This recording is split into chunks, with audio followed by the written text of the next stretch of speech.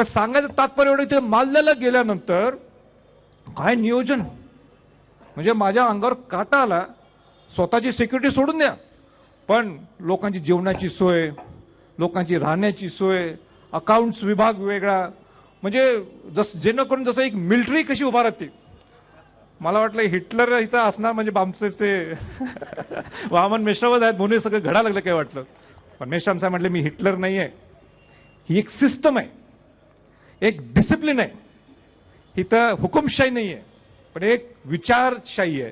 त्या विचाराच्या माध्यमातून हे सगळं घडत असल्यामुळे हा सगळा परपंच, हा सगळा तुम्हाला हे सगळं दिसते. आज लोक काय जमले, हे काय मेश्राम साहेबांनी आदेश दिला म्हणून लोक जमले नाहीत, पण हे विचाराची बांधणी आहे.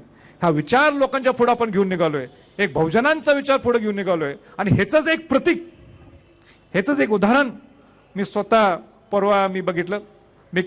मी पुण्याला येत होतो आणि पुण्याला येत असताना त्या साताऱ्याच्या टोलला एक पपई घेऊन माणूस आला. पपई घ्या, पपई ते येतात ना, आता ते काय ते खायला देतात, पाणी देतात, तसं पपई घ्या म्हटलं. संध्याकाळी एक 5:30 पावणे 6ची गोष्ट आहे.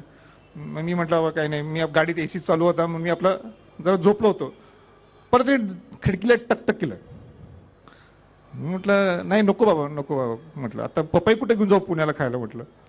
तर त्यांनी परत टकटक केलं की 2 मिनिटं म्हटलं, काच खाली येऊन. मग मी काच खाली घेतली आणि काय म्हटलं त्यांनी, त्या मुलाने जय जिजाऊ म्हटलं, जय जिजाऊ. मी म्हटलं पण तू मला ओळखलं कसं. तर तिने सांगितलं राजे, मी सगळ्या आपल्या कार्यक्रमाला जिथं जाईल तिथं मी आलोय.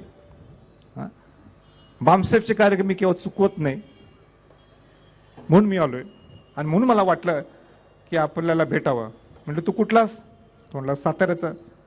मग त्यांनी मला विचारलं, मी त्याला विचारलं तू बामसेफच्या कार्यक्रमाला कसं जातोस, इकडे जय जिजाऊ म्हटलास आणि बामसेफच्या कार्यक्रमाला कसं जातोस म्हटलं. तो म्हटला नाही राजे, बामसेफ असून दे, काय संभाजी ब्रिगेड असू दे की सेवा संघ असू दे, आमचे सगळेजण आम्ही एक संघ आहोत आणि मी मूळचा बामसेफच आहे म्हटलं. मी तू बामसेफच म्हटलं, तू जय मुन्नावसनी का मला म्हटलं नाही, तू जय जिजाऊच का मला म्हटलं. तो म्हटला राजे मी घाबरत बोललो की कसं जय मुन्नावस निवासनी म्हणून, पण मी तुम्हाला बोलणार होतो हे निश्चित, कारण मी स्वतः सांगितलं मी बामसेफच आहे. पण सांगायचं तात्पर्य एवढंच आहे, मी म्हटलं अजिबात लाजायचं नाही, अजिबात लाजायचं नाही म्हटलं. तू जय निवासनीच पहिलं म्हणाल पाहिजे, नंतर जय जिजाऊ म्हणाल पाहिजे म्हटलं. आणि त्याला कारण हे आहे की त्याचं मी कौतुक केलं. मी म्हटलं एक नाही ते 2 पपई मला दे.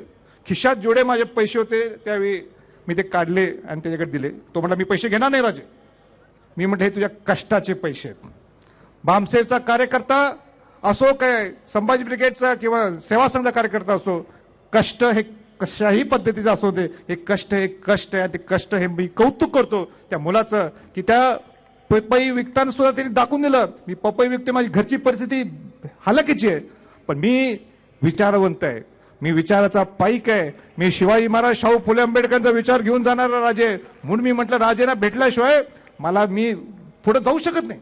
मी जर थांबलो असतो म्हटलं इथं राजा, तुम्ही गेला असता नुसता नमस्कार केला असता तर ते साध्य झालं नसतं. मला भेटणंच गरजेचं होतं आपल्याला, कारण का माझ्या विचाराचा नेता माझ्या समोर आलेला आहे आणि मी त्यांना भेटू शकत नाही. हे कसं होईल.